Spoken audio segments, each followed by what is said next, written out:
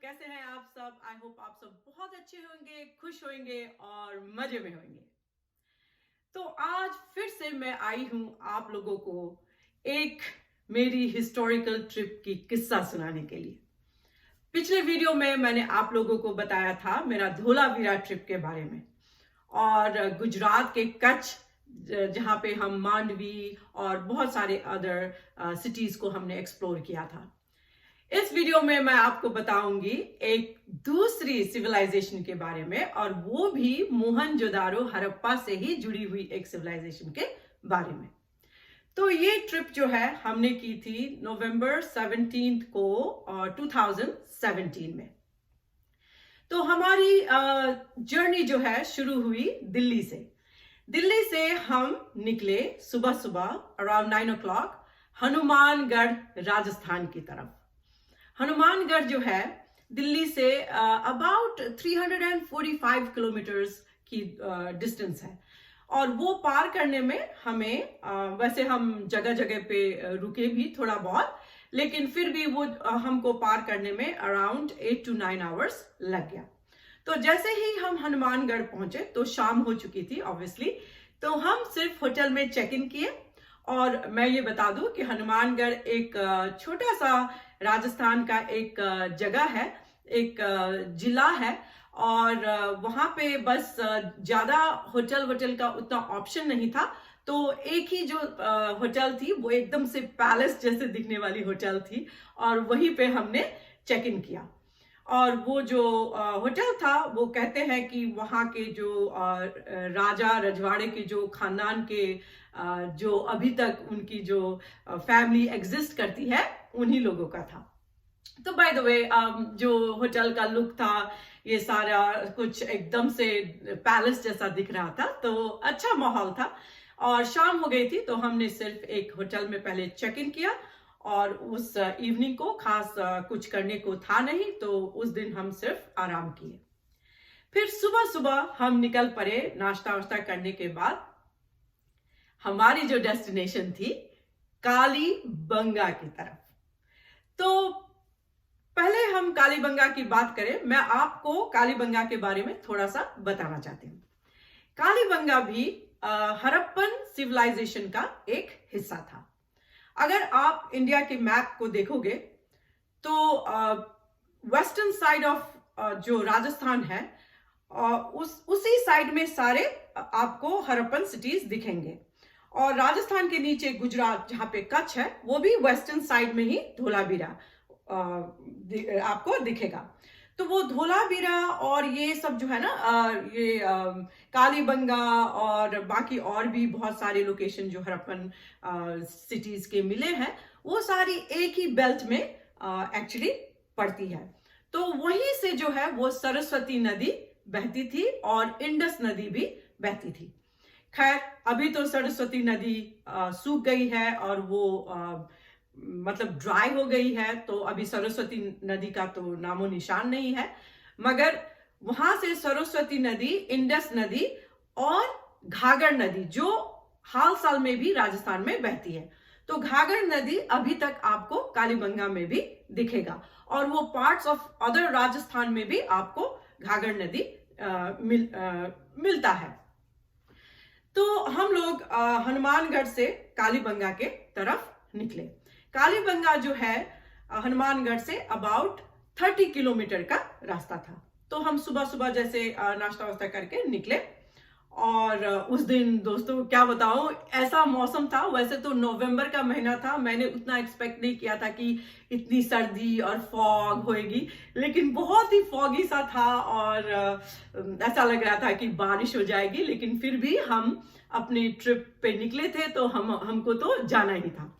तो और बहुत सर्दी, बहुत ठंड भी लग रही थी। तो हम वहां से 30 किलोमीटर की दूरी अबाउट हाँ हमको 1 घंटा भी नहीं लगा, लाइक 45 मिनट में हम लोग ऑलमोस्ट पहुंच गए थे। तो कालीबंगा पहुंचने से पहले एक जगह आती है लाइक 5 किलोमीटर पहले ही, कालीबंगा से 5 किलोमीटर पहले ही एक जगह आती है जिसका नाम है पीलीबंगा। तो पीलीबंगा जो है आज तक भी वहां पे एक छोटा सा कस्बा है और वहां पे आज तक भी वहां पे गांव है। तो हो है कई साल पहले वो भी एक कालीबंगा का ही हिस्सा हो, लेकिन उसका कोई प्रमाण नहीं है, लेकिन फिर भी वहां पे आज तक भी लोग रहते हैं। फिर जैसे ही हम लोग कालीबंगा पहुंचे तो वहां पे सिर्फ हमको वहां पे एक आर्कियोलॉजिकल ऑफिस देखने को मिला, और वही आर्कियोलॉजिकल ऑफिस को उन्होंने म्यूजियम में कन्वर्ट किया है। तो हमने सबसे पहले इंक्वायरी की कि भाई टिकट लगती है क्या अंदर जाने के लिए, वो साइट देखने के लिए, मगर उन्होंने कहा कि अभी तक टिकट नहीं लगती है। तो मैं 2017 की बात कर रही हूँ, पता नहीं अभी प्रेजेंट में क्या होगा, लेकिन 2017 नवंबर के महीना तक वहां पे कोई भी टिकट नहीं लगती थी। तो हम लोग आर्कियोलॉजिकल जो ऑफिस थी वहां पे हम लोग अंदर गए, और हमने सबसे पहले वहां का म्यूजियम देखा। तो कालीबंगा का जो इतिहास है वो हमें 4000 साल पहले ले जाती है। जो धोलावीरा थी वो हमें 5000 साल पहले ले जाती है। तो धोलावीरा के 1000 साल बाद ये जो सभ्यता थी ये आके यहाँ पे फली फूली कालीबंगा। और जैसे मैंने आपको बताया कि जब आप मैप देखोगे तो उस तरफ पाकिस्तान पड़ता है और इस तरफ जो है हमारा इंडिया। तो बीच से जो है वो सरस्वती नदी बहती थी और इंडस नदी बहती थी, और अभी प्रेजेंट में घाघर नदी और उस टाइम पे भी बहती थी। तो वो नदियां जो है सारे वहां से बहती थी और वहां पे शायद उनका संगम होता होगा। तो जैसे कि उस साइड ऑफ पाकिस्तान में मोहनजोदारो हड़प्पा की सभ्यता फल फूल रही थी, और इस तरफ जो आज की प्रेजेंट इंडिया के साइड में ये जो कालीबंगन, धोलावीरा, ये सब सभ्यता जो है वो फल फूल रही थी। तो कालीबंगा का इतिहास जो है वो 4000 साल पुराना है, और धोलावीरा का जैसे मैंने आपको बताया 5000 साल पुराना। तो धोलावीरा के 1000 साल बाद कालीबंगा का इतिहास शुरू होता है। तो इसलिए दोस्तों हम जब म्यूजियम में गए तो हम हैरान हो गए, क्योंकि जब हम धोलावीरा गए थे तो वहां पे तो हमें सिर्फ टेराकोटास वगैरह लाइक मिट्टी के ये सब चीजें, खिलौने वगैरह ये सब देखने को मिला था। मगर जैसे ही हम ये कालीबंगा के म्यूजियम में गए वहां पे हमें बहुत कुछ देखने को मिला। जैसे कि मिट्टी के बर्तन के अवशेष तो थे ही, फिर उसके बाद जो है इनका मेटल का भी था, जैसे कॉपर, ये सारी मेटल की चीजों से भी उन्होंने लाइक मूर्तियां वगैरह बनाई हुई थी, और बर्तन वगैरह बनाया हुआ था, और जार बनाए हुए थे और दूसरी चीज ये भी थी कि वहां पे जो मिट्टी के बर्तन थे उसमें उन्होंने पूरा जैसे वो बोलते हैं ना पैटर्न्स थे उनके मिट्टी के बर्तन में, एज वेल एज धोलावीरा के जो मिट्टी के बर्तन थे उसमें उतना पैटर्न्स देखने को नहीं मिलती है। तो जैसे बहुत उन्होंने मतलब चित्रकारी की हुई है ना मिट्टी के बर्तन वगैरह में भी, और जो खिलौने वगैरह है वो भी कॉपर के भी बनाए हुए थे और मिट्टी के भी बनाए हुए थे। तो ये डिफरेंस हमें धोलावीरा और कालीबंगा में देखने को मिला।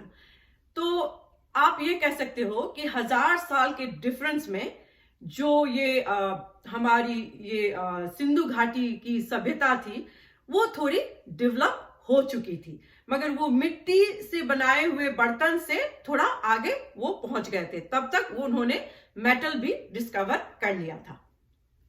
तो फिर उसके बाद म्यूजियम में जो था वो बहुत सारी चीजें जैसे ज्वेलरी वगैरह थी उनकी, वो अगेन ज्वेलरी भी कुछ तो मिट्टी के थे, कुछ जो थे वो किसी जानवर के हड्डियों के बने हुए थे, और कुछ जो थे वो मेटल के बने हुए थे। तो ये सारी चीजें हमें वहां पे देखने को मिली। उसके साथ साथ उन्होंने जो वो सिंधु घाटी सिविलाइजेशन में और खास करके कालीबंगा के सिविलाइजेशन में जिस तरह से वो लोग लाइक ब्यूरियल करते थे, लाइक दफनाते थे तो वो 3 किस्म के ब्यूरल भी वहां पे उन्होंने डिस्प्ले करके रखा था। और जो वो ब्यूरल सिस्टम था उसमें उन्होंने वो दिख रहा था कि मतलब इंसान के साथ साथ उनके जो बिलोंगिंग्स थे, जैसे उनके मतलब अमूल्य चीजें होंगी, उनके गहने होंगे, उनके कुछ और भी जो उनके लिए खास होते, जो व्यक्ति विशेष उनके लिए जो खास चीजें होते होंगे, उनके साथ वो एक क्या बोलते हैं उसको, एक मटका में डाल के उसको भी उन्होंने दफनाया हुआ था। तो ये सारी चीजें डिफरेंस जो है हमें धोलावीरा की म्यूजियम से देखने को मिली यहाँ पे। तो इससे पता चलता है कि 1000 साल के अंदर ही बहुत कुछ उन्होंने डेवलप कर लिया था। तो उसके बाद जो है हम लोग वो सारी चीजें देखने के बाद हम निकल पड़े साइट की तरफ। और जैसे कि मैंने आपको बताया कि वहां पे तो कोई टिकट विकेट लगती नहीं है। और अगेन जब हम लोग पहुंचे तो हमारे सिवा वहां पे कोई भी नहीं दिख रहा था। मैं थी, मेरे हस्बैंड थे और जो हमारा ड्राइवर हमारे साथ गया था, बस वो हम तीनों गए थे। तो बस हम लोग जब साइट की तरफ निकले तो एक चीज मुझे देखने को मिली कि उन्होंने जितना भी उत्खनन किया है आज तक, तो हो सकता है क्योंकि वो जगह तो इतना विशाल है और जहां तक आपकी नजर जाएगी टीले ही टीले, मिट्टी के टीले ही टीले आपको देखने को मिलेगी ना। तो उन्होंने सिर्फ एक छोटी सी जगह को ही उत्खनन करके वहां से जो कुछ भी मिला है वो सारी चीजें उन्होंने म्यूजियम में रखा है। बाकी जो जगह है कालीबंगा का आज तक भी मिट्टी के ढेर के अंदर ही दबा हुआ है। क्योंकि आप जैसे ही वहां पे वो साइट की तरफ जाओगे आपको देखने को मिलेगा कि बस मिट्टी के जो लेयर्स हैं वो लेयर के ऊपर लेयर जमे हुए हैं और नीचे सारे आपको उनके ईंट वगैरह सब दिखता है। तो बहुत सारी चीजें अभी भी उनको मतलब करना बाकी है दोस्तों, क्योंकि अभी तक उन्होंने इतना कुछ खुदाई नहीं की है वहां पे। और वो जगह भी है बहुत विशाल। जैसे हम धोलावीरा गए तो धोलावीरा में ऑलमोस्ट उन्होंने सब कुछ उन्होंने खुदाई कर ली है। और उनका जो जितने भी सिटीज थे, सिटाडेल, अपर सिटी, लोअर सिटी, वो जो भी थे वो सारा कुछ आपको पता चल जाता है। लेकिन कालीबंगा में आपको बस अंदाजा लगाना पड़ता है कि हो सकता है ये जो है सिटाडेल होएगा, ये जो है राजा का रहने का जगह होगा, फिर ये जो है ये लोअर टाउन होगी, ये जो है मिडिल टाउन होगी, ऐसा आपको अंदाजा लगाना पड़ता है। तो मेरे कहने का मतलब ये है कि अभी तक उन्होंने वो खुदाई उतना वहां पे नहीं की है। बस उतना ही किया है जहां तक मतलब उनको शायद जो कुछ भी मिल गया हो वहां से, बस उतना ही किया है और बाकी जगह को उन्होंने ऐसे ही छोड़ के रखा हुआ है। तो इतनी विशाल सी एक भूभाग थी जहां पे मिट्टी के टीले टीले ऐसे ऐसे दिखते थे और मिट्टी के टीले के अंदर आपको वो शहर दिखती है। जैसे वहां पे कालीबंगा में वो सारे ईंट जो ये मिट्टी के जो ईंट होते हैं उससे बने हुए घर के अवशेष आपको मिलेंगे। धोलावीरा में जो है वो पत्थर के मिलेंगे और कालीबंगा में जो है ईंट मिलेंगे। तो ये भी एक दर्शाती है कि 1000 साल के अंदर ही उन्होंने ईंट बनाना भी सीख लिया था। तो ये ईंटें जो है ये सारे आपको अंदर वो मिट्टी के अंदर छुपे हुए दिखेंगे। और जैसे ही आप उस साइट पे जाओगे वो रास्ते भर आपको वो जो उनकी टेराकोटा की जो अवशेष है वो हर जगह आपको दिखेगी फैली हुई। और उनकी जो ज्वेलरी की जो अवशेष है वो भी आपको दिखेगी।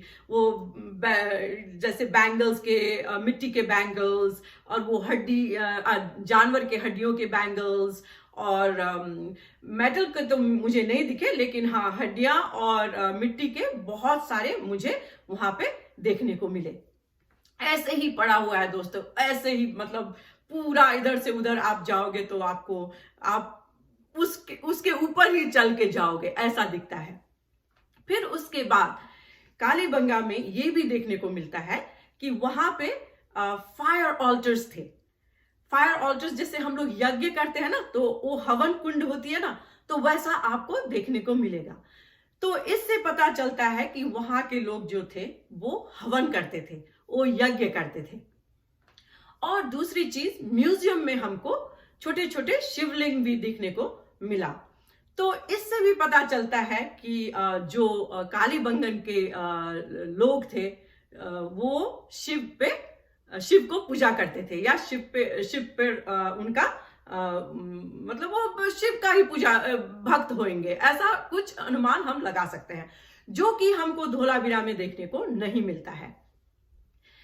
लेकिन एक बात मैं आप लोगों से भी पूछना चाहती हूं, और अगर आप लोगों में से किसी को पता है तो मुझे जरूर बताइएगा कि जब वो शिव का पूजा करते थे, जब वो यज्ञ करते थे, अब ये मेरी सवाल है, ये मेरी पर्सनल सवाल है, तो फिर वो दफनाते क्यों थे, है ना? एक सवाल मेरे मन में आया, क्योंकि हिंदू शास्त्र के हिसाब से तो जलाया जाता है, तो वो फिर दफनाने का सिस्टम क्यों था?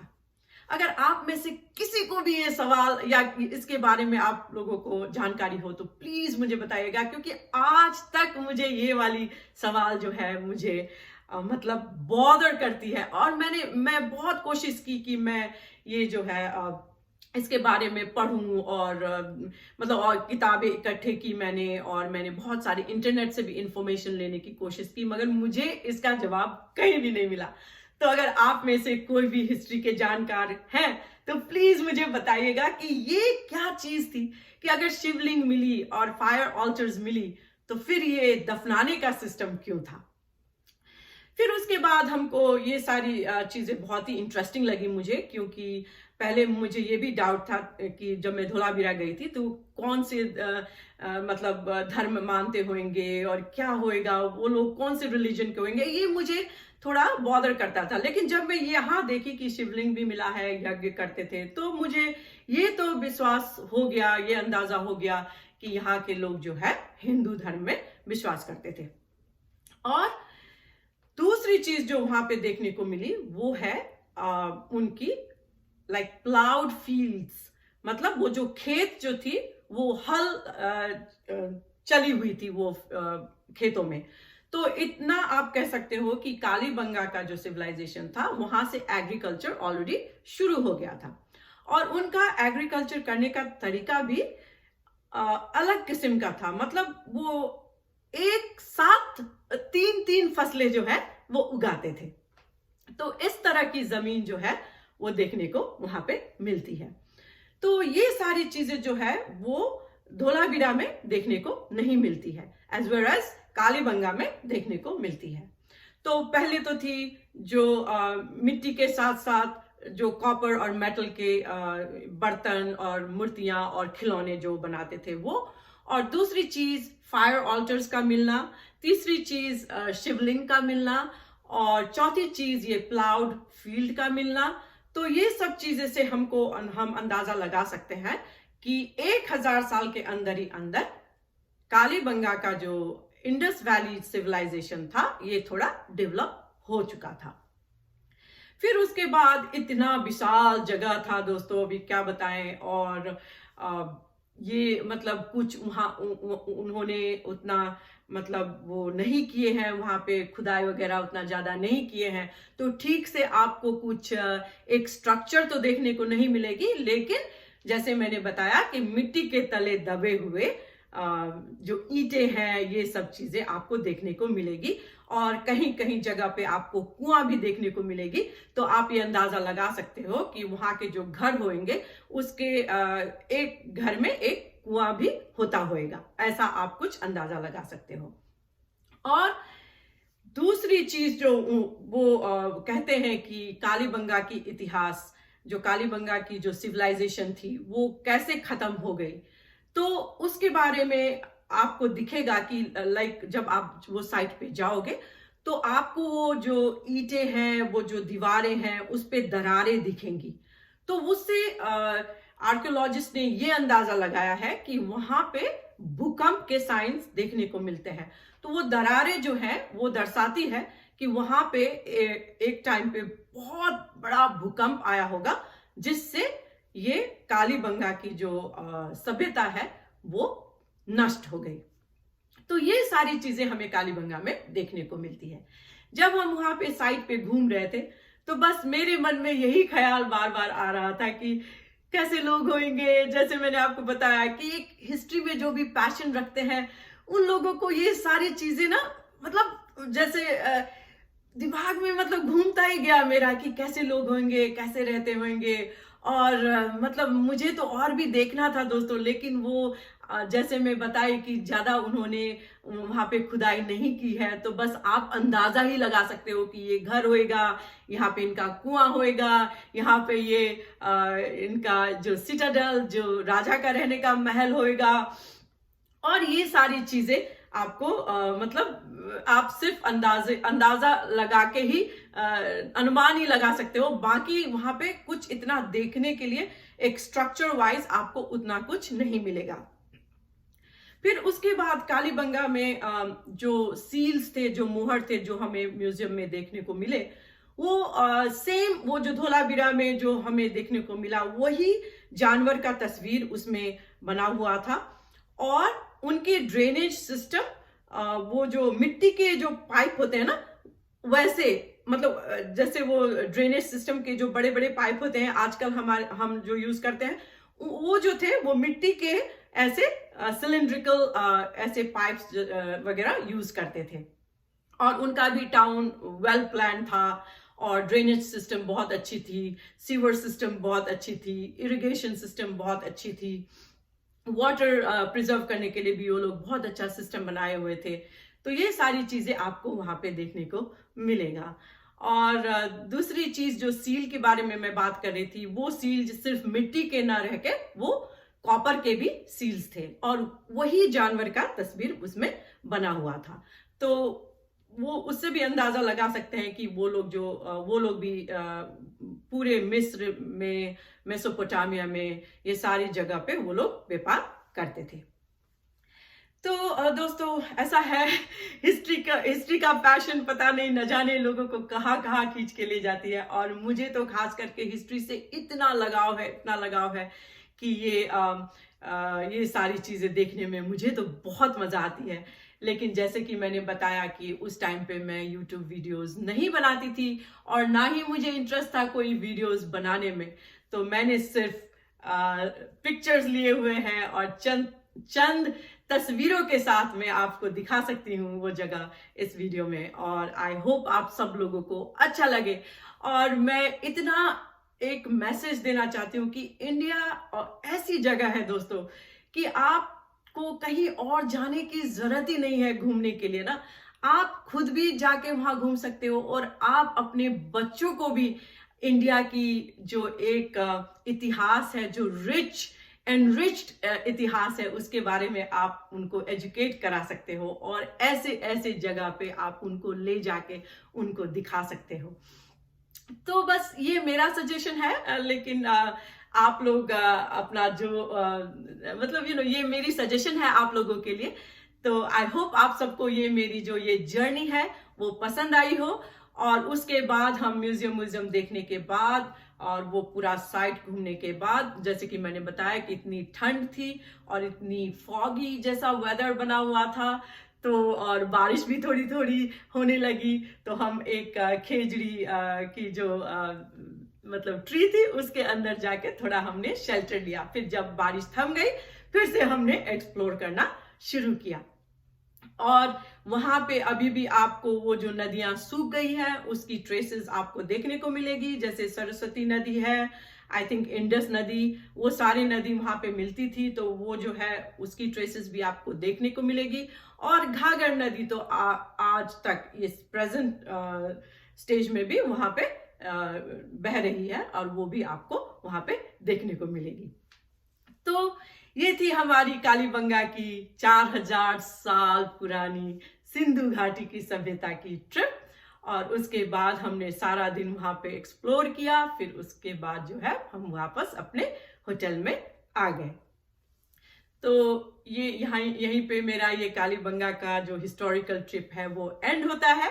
और आई होप आप सब लोगों को बहुत अच्छा लगा हो। अगर अच्छा लगा हो तो प्लीज थम्स अप दीजिएगा और इस वीडियो को शेयर कीजिएगा और सब्सक्राइब करना भी बिल्कुल भी मत भूलिएगा। तो फिर मिलती हूँ मैं दूसरे वीडियो में। तब तक के लिए you guys take care and keep smiling.